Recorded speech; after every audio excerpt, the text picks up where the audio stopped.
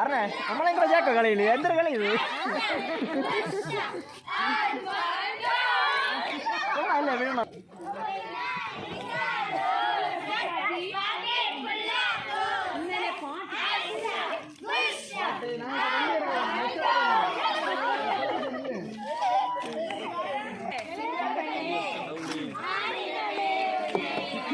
ஆட்டி வேலை